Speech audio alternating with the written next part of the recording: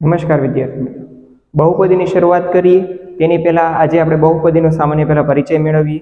એની અંદર સૌથી પહેલા આપણે જોવાનું સુરેખ બહુપદી કોને કહેવાય, બીજો મુદ્દો છે દ્વિઘાત બહુપદી કોને કહેવાય અને ત્રીજો મુદ્દો છે આપણો આજનો કે ત્રિઘાત બહુપદી કોને કહેશું. એમાં જોઈએ સૌથી પહેલા સુરેખ બહુપદી કોને કહેવાય. સુરેખ બહુપદી એટલે કે જે પદાવલીની અંદર ચલની એક ઘાત હોય એને આપણે કહીએ છીએ સુરેખ બહુપદી. સુરેખ બહુપદીનું આપણે ઉદાહરણ જોઈએ તો અહીંયા આગળ લખીએ છીએ આપણે કે 2x - 3 5y + 4. તો આમાં જોશો કે ચલ એક છે અને એની ઘાત કેટલી છે એ પણ એક જ છે. જે આપણે શીખી ગયા છે ચલ અને અચલ પદ વિશે આગળ આપણે વિડીયોમાં અભ્યાસ કરી ચૂક્યા છે. એમાં જોયું આપણે કે 2x - 3 છે તો કે 2x માં x એ ચલ પદ છે એની ઘાતાંક કેટલી છે તો કે 1.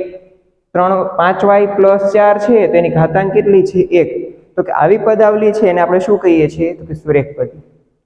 ત્યાર પછી છે દ્વિઘાત બહુપદી. તો દ્વિઘાત બહુપદી કોને કહેવાય તો કે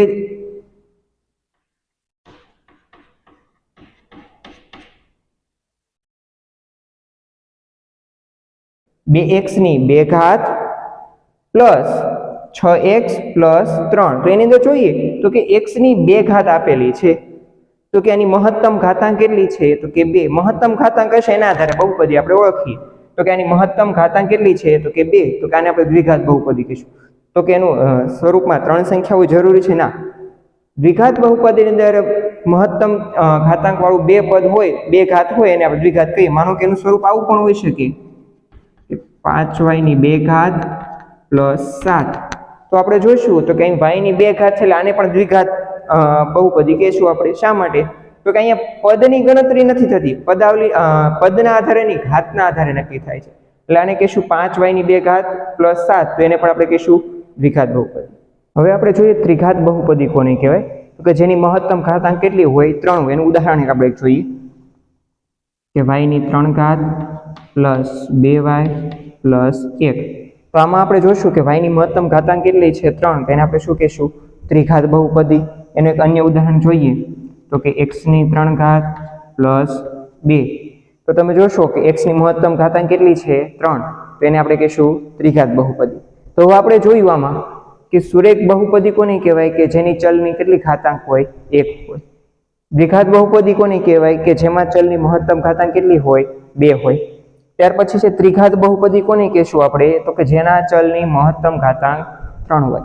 આ સામાન્ય આપણે બહુપદીના અભ્યાસ ખ્યાલ પડી ગયો. તો આપણે દ્વિઘાત બહુપદી અને એનું પ્રમાણિત સ્વરૂપ જોઈએ કે એનો આપણે વધારે ખ્યાલ આવે અને એના સૂત્રો વિશેનો આપણે આગળના મુદ્દામાં આપણે અભ્યાસ કરીએ છીએ કે પ્રમાણિત સ્વરૂપ શું છે તે આપણે જોઈએ. હવે આપણે જોઈએ વિદ્યાર્થી મિત્રો બહુપદીનું પ્રમાણિત સ્વરૂપ. બહુપદીનું પ્રમાણિત સ્વરૂપ શું છે એની ઓળખ કેમ થાય એના વિશે માહિતી મેળવી.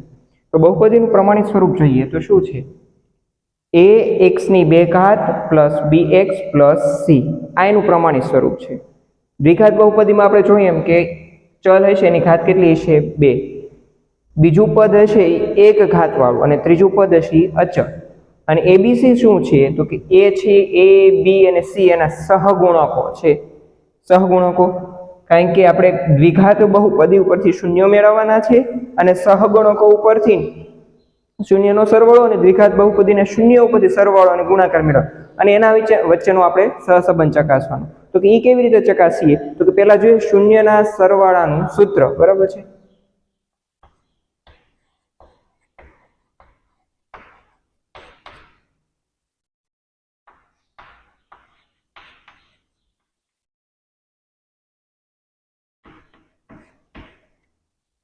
શૂન્યનો સરવાળા માટેનું પહેલું સૂત્ર આલ્ફા + બીટા. કે બહુપદી આપેલી છે એની ઉપર શૂન્ય શોધશું આપણે આગળ દાખલા.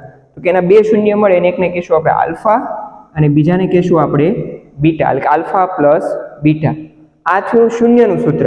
તો કે સહગુણકના આધારે સૂત્ર શું થાય તો કે એનું આપણે સૂત્ર જોઈએ શૂન્યના સરવાળા માટેનું તો કે -b/a. એનું સૂત્ર શું છે તો કે -b/a.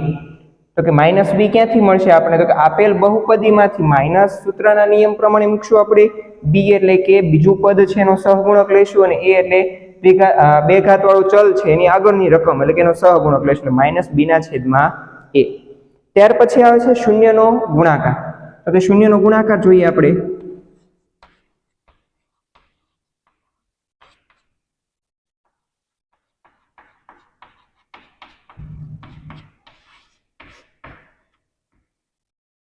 આલ્ફા ગુણ્યા બીટા, એને આપણે બોલીએ છીએ આલ્ફા બીટા, એટલે બંને ભેગા છે, કાંઈ નિશાની નથી, મતલબ ગુણાકારનો સંબંધ દર્શાવે છે કે આલ્ફા ગુણ્યા બીટા, જે બંને શૂન્ય મળ્યા છે એનો ગુણાકાર કરીએ. હવે એનો સહસંબંધ ચકાસવો છે તો કે એનું સૂત્ર બીજું શું આવશે? તો કે શૂન્યના ગુણાકાર માટેનું, તો કે શૂન્યનો ગુણાકાર બરાબર સી ના છેદમાં એ. સી ના છેદમાં એ, તો એ આપણે આપણી બહુપદી ઉપરથી અચળ પદ છેલ્લું એટલે કે સી હશે, અને પેલો સહગુણક એટલે એ, એટલે સી ના છેદમાં એ મૂકી અને સહસંબંધ ચકાસવા માટે તો કે શૂન્યનો સરવાળો આલ્ફા પ્લસ બીટા અને શૂન્યનો સરવાળો માઇનસ બી ના છેદમાં એ, બંનેનો જવાબ કેવો આવવો જોઈએ? સમાન આવવો જોઈએ. એવી જ રીતે કે શૂન્યનો ગુણાકાર જોઈએ તો કે આલ્ફા ગુણ્યા બીટા અને શૂન્યનો ગુણાકાર સી ના છેદમાં એ બંનેનો જવાબ પણ કેવો આવવો જોઈએ? સમાન, કે જેના દ્વારા આપણે સહસંબંધ ચકાસ્યો એવું આપણે કહીએ. અને આ આપણે ક્યારે ખબર પડશે? આ તો અત્યારે આપણે ખાલી સૂત્રોની સમજ મેળવી રહ્યા છીએ. એનો દાખલો જોશો એટલે આપણે ખ્યાલ આવશે કે શૂન્ય કેવી રીતે મેળવવા અને એનો સહસંબંધ કેવી રીતે ચકાસવો, તે આપણે આગળના વિડીયોમાં જોવાના છે. આભાર.